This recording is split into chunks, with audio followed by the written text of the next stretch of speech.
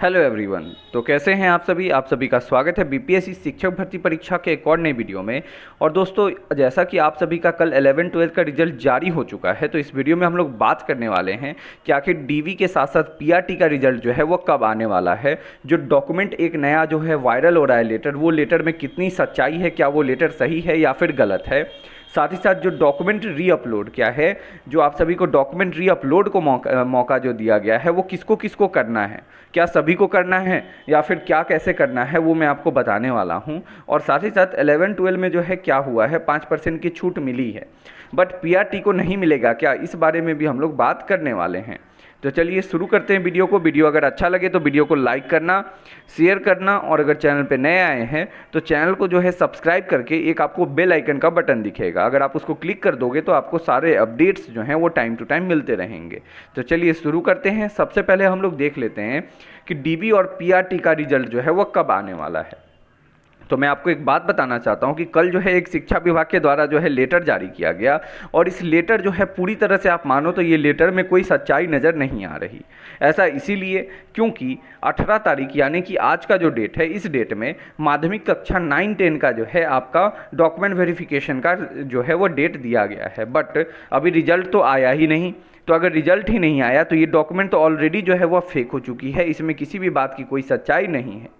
अगर आप इस डॉक्यूमेंट को देखकर सच मान रहे हो तो बहुत गलत बात है। हाँ, अगर ऐसा कुछ जब तक बीपीएससी ना कहे ऑफिशियली तब तक आप इसको नहीं मान सकते, या फिर बीपीएससी नहीं तो आप जो है डायरेक्ट शिक्षा विभाग का वेबसाइट खोल सकते हो। आप लिखोगे एजुकेशन डिपार्टमेंट बिहार, डायरेक्ट शिक्षा विभाग का खुलेगा वेबसाइट, और वहाँ पर आप जो है जो भी डॉक्यूमेंट है आप डायरेक्ट चेक कर सकते हो। कोई किसी के बातों में रहने की ज़रूरत नहीं है। तो जब तक ऑफिशियली कोई कंफर्मेशन नहीं आता बीपीएससी के चेयरमैन के द्वारा, तब तक जो है इसको सही ना माना जाए वही बेहतर रहेगा। इसमें जो है साइन भी देखने को मिला था, क्या है इसमें, कन्हैया प्रसाद श्रीवास्तव जो कि माध्यमिक शिक्षा के अपर मुख्य सचिव हैं, उनका जो है साइन भी देखने को मिला है, बट साइन को भी कॉपी कर लिया गया है। आप समझ सकते हो कि इसमें जो है 90%, मैं कहूँ तो 95% जो है इसमें सच्चाई नहीं है। अगर ये सच्चाई होती तो ये जो है अभी तक शिक्षा विभाग के द्वारा टोटली आ गया रहता नोटिस, या फिर बीपीएससी के द्वारा जो है नोटिस आ गया रहता कि हाँ डीवी का शेड्यूलिंग जो है आपका इस दिन से शुरू होने वाला है। हाँ, ये तो है कि डीवी बहुत जल्द होगा, आप ये बात 100% श्योर रखो कि डीवी जो है आपका आने वाले 10 से 15 दिनों के अंदर श्योर है कंप्लीट हो जाएगा, इसमें कोई डाउट नहीं है। बट अभी तो जब रिजल्ट ही नहीं आया उसका 9-10 का, तो फिर उसका डीवी कैसे, समझ गए आप लोग। और इसके साथ साथ कुछ इसमें महत्वपूर्ण डॉक्यूमेंट दिए गए हैं, तो अब मैं आपको बोलूँगा कि डॉक्यूमेंट जो दिए गए हैं उसको आप क्या करो, रखो। ये सारे डॉक्यूमेंट जो इसमें लिखे गए हैं, इस डॉक्यूमेंट को आप तैयार करके रख सकते हो। ऐसा इसीलिए क्योंकि यही आपको फ्यूचर में काम देगा, यही आपको डीवी के समय आपको पास कराएगा डीवी पे। तो इसमें जो भी डॉक्यूमेंट लिखा है, कुल 10 डॉक्यूमेंट की ये जो लिस्ट है, मैं आपको क्लियर अच्छे से करके एक नेक्स्ट वीडियो में अच्छे से बता दूंगा कि आपको कौन से डॉक्यूमेंट चाहिए, कैसे डॉक्यूमेंट चाहिए, उसमें साइन किसका होना चाहिए, इसके अलावा अभी प्रमाणित किससे कराना है, इन सभी मुद्दों पे हम लोग बात करेंगे। और जो मैं आपको बताऊंगा बस उतना कर लेना, आपको डीवी में कोई प्रॉब्लम नहीं होगा। फिर एक और नोटिस वायरल हो रहा था, किसके द्वारा, तो अपर मुख्य सचिव के द्वारा ये नोटिस वायरल हो रहा था, और इसमें यह बात लिखा गया है कि 18 तारीख से जो है, यानी कि 18 तारीख इट मीन्स आज के डेट से आपकी काउंसलिंग की प्रोसेस शुरू हो जाएगी। लेकिन काउंसलिंग की प्रोसेस अगर शुरू होनी थी तो 9-10 का कैसे हो जाएगा, ये बात नहीं समझ आ रहा। अगर रिजल्ट नहीं आया तो ये चीज़ क्लियर नहीं हो रही। तो इसके लिए आपको मैं एक सजेशन देता हूं कि बीपीएससी का आप वेट करें, बीपीएससी का जो वेबसाइट है उसका वेट करें। बीपीएससी आपको बिल्कुल इन्फॉर्म करेगी आपका डीवी कब होगा, कैसे होगा। जैसे जब 9-10 और 11-12 का डीवी हुआ था तो किसने इन्फॉर्म किया था, बीपीएससी ने किया था। तो जब बीपीएससी ने इन्फॉर्म किया था तो आपको परेशान होने की ज़रूरत ही नहीं है। हाँ, आपका होगा, काउंसलिंग जल्दी होने वाला है, जब होगा तो वो आपको डिटेल पता चल जाएगा। समझ गए। चलो आगे बढ़ते हैं कि डॉक्यूमेंट रीअपलोड जो है वो किसको करना है। सबसे बड़ा बात तो यही है कि डॉक्यूमेंट रीअपलोड आखिर किसको किसको करना है। तो देखो, जो नोटिस आया था उस नोटिस में एक बात क्लियर लिखा था डॉक्यूमेंट रीअपलोड से लेकर, क्या कि जो भी डॉक्यूमेंट अपलोड होगा वो शैक्षणिक संबंधित होगा। क्या होगा, शैक्षणिक संबंधित होगा, यानी कि जो भी आपके एजुकेशन से रिलेटेड डॉक्यूमेंट है वो डॉक्यूमेंट को आपको जो है रीअपलोड करना है। यानी कि मान लो आपसे 10 के जगह 12 का मार्कशीट अपलोड हो गया, 12 के जगह 10th का अपलोड हो गया, ग्रेजुएशन के जगह कुछ और अपलोड हो गया, सीटेट के जगह आपने गलती से बीएड का कर दिया, तो इन सारी चीज़ों पर जो है आपका रीअपलोड का मौका दिया गया है। कब से कब तक? तो 18 तारीख से लेकर, यानी कि आज के डेट से लेकर 30 अक्टूबर तक का जो है मौका दिया गया है। तो आप समझ सकते हो कि अगर 18 से लेकर 30 अक्टूबर तक मौका दिया गया है तो फिर कैसे आपका डीवी का प्रोसेस जो है वो अभी हो जाएगा। जब मौका ही दिया गया है इतने दिनों तक अपलोड करने का, तो डीवी फिलहाल तो होने की चांसेस ही नहीं बनती है। ठीक है, तो एजुकेशन से रिलेटेड जो भी डॉक्यूमेंट है वो पहली बात आपको अपलोड करना है। ठीक है, और इसमें ये बात क्लियरली मेंशन है कि आपको, जैसे आप अगर ईडब्ल्यूएस बाद में बनाए हैं, आप एनसीएल बाद में बनाए हैं, आपने जो है निवास बाद में बनाया है, ये सारे चीज़ें जो है आप दोबारा अपलोड नहीं कर सकते। इसका लास्ट डेट वही था जिस दिन फॉर्म भरने का लास्ट डेट था। बाकी आप ये तीनों में से कोई भी ऐसा चीज़ नहीं है जो आप रीअपलोड कर सकते हो। ध्यान देना, ऐसा इसीलिए क्योंकि अगर आपने मान लीजिए गलती से भी कर दिया और तो फिर डीवी में फर्जीवाड़ा वाला बात आपके साथ हो जाएगा और आपको प्रॉब्लम उठाना पड़ सकता है। तो गलती भी मत करना। गलती अगर हुआ तो बस फिर जॉब में दिक्कत हो जाएगी। इससे अच्छा है कि जो है नॉर्मली रहने दो, परेशान मत हो।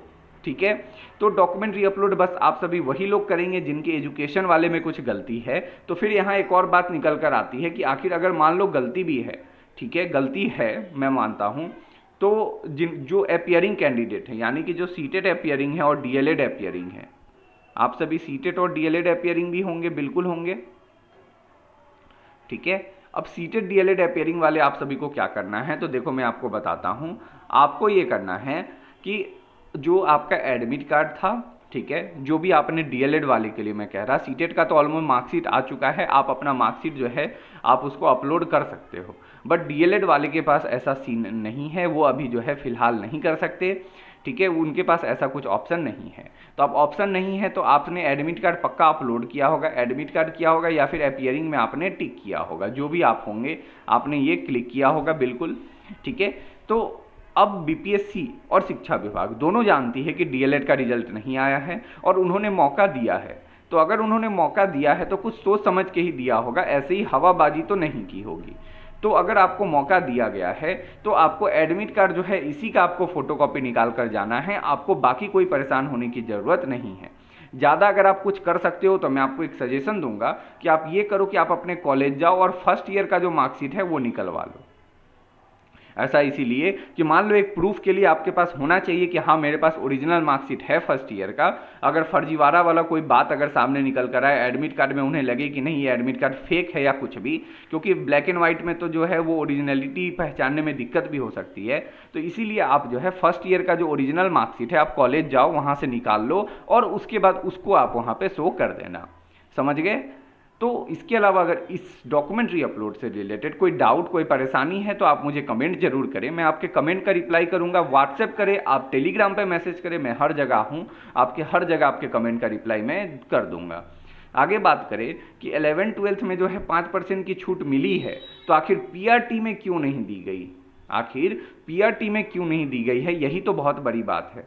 तो देखो ऐसा इसीलिए है कि 11-12 में जो है 5% की छूट दी गई क्योंकि सीट ज़्यादा थी। क्या है? सीट ज़्यादा थी और आपके जो है स्टूडेंट जो है वो कम थे। तो सुनने में ऐसा आया है कि हिंदी ये सब विषय में जो है 5% की छूट दी गई है। बट पीआरटी के लिए जो है क्लियर एक नोटिस है, मैं आपको ले चलता हूँ उस नोटिस पे, मैं आपको दिखा देता हूँ पहले। तो ये आपका नोटिस जैसा कि आपको पता है और यहाँ आप देख सकते हो येलो से जो है मार्क है, आप देखो दिनांक 1/10/2008 के अनुसार लिखित परीक्षा में शामिल सामान्य वर्ग के उम्मीदवारों को 40%, पिछड़ा वर्ग के उम्मीदवारों को 36.5, अत्यंत पिछड़ा वर्ग के उम्मीदवारों को 34 एवं अनुसूचित जाति SC ST और महिलाओं के लिए 32% जो है न्यूनतम अर्हतांक प्राप्त करना अनिवार्य होगा, अन्यथा वे परीक्षा से बाहर हो जाएंगे। इट मीन्स यहाँ क्लियरली कह दिया गया है कि अगर आपका नहीं है, क्या है, अगर आपका नहीं है तो फिर कोई ऑप्शन आपके पास नहीं बचने वाला। अगर आपका इतना मिनिमम जो स्टैंडर्ड है क्वालिफिकेशन का, अगर वो आपने नहीं पाया तो आपको छूट नहीं दी जाएगी। और इसमें एक बात और लिखी गई है कि अध्यापकों की नियुक्ति से संबंधित परीक्षा में आयोग से अपेक्षा की गई है कि संबंधित परीक्षा के अर्हतांक का निर्धारण इस प्रकार किया जाए कि यथासंभव कम से कम 75% रिक्तियां भरी जा सके। तो यहाँ ये जो बात लिखा है इस लाइन से तो ये लगता है कि हाँ 5% छूट मिलेगा, क्योंकि जो शिक्षा विभाग है वो कह रहा है कि हाँ कम से कम 75% सीट भरा जाए। ठीक है, बट यहाँ बात ये आ रही है कि DLED में ऑलरेडी इतने ज़्यादा स्टूडेंट हैं, ऑलरेडी 3,80,000 हैं। मान लो उसमें से आप 1 लाख के आसपास हटा लो जो इस बार सीटेट अपीयरिंग होंगे, 1 से 1.25 लाख आप हटा भी दो तो 2 लाख कैंडिडेट हैं। उनके पास स्टूडेंट की कमी नहीं है 1 to 5 में। तो इसीलिए बहुत कम चांसेस है, एकदम आप मान कर चलो कि अब 1% चांसेस है कि आपको जो है 5% का छूट जो है वो मिले, नहीं तो नहीं मिलेगा। और एक और बात लास्ट में लिखी गई है कि परीक्षा के विभिन्न कोटि के उम्मीदवारों के लिए अर्हतांक के संबंध में उल्लेखित प्रावधान में निम्नलिखित संशोधन, परंतु कुल रिक्तियां अथवा कुल अभ्यर्थी दोनों में से जिसकी संख्या कम हो उसके कम से कम 75% तक निमंत्रण पूर्णांक यानी कि निमंत्रण पूर्णांक में अनुशंसा भेजने हेतु आवश्यकता अनुसार उक्त अर्हतांक अभ्यर्थी हित में इस हद तक शिथिल रखने का निर्णय लिया गया।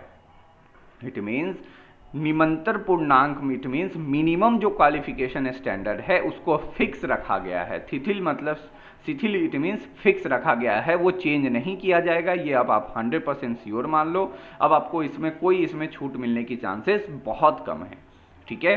बाकी देखो बीपीएससी आगे क्या करती है, वैसा तो कुछ अगर करेगी तो मैं आपको अपडेट कर ही दूंगा। बाकी अगर आप अपडेट से जुड़ना चाहते हैं, अगर आप हमसे जुड़ना चाहते हैं, इस चैनल से जुड़ना चाहते हैं, तो आप हमारे चैनल पे सब्सक्राइब कर लें। चैनल को सब्सक्राइब करके बेल आइकन का बटन क्लिक कर ले, जिससे कि आपको सारे अपडेट मिलते रहेंगे। तो मिलते हैं नेक्स्ट वीडियो में। इस वीडियो को देखने के लिए थैंक यू, धन्यवाद।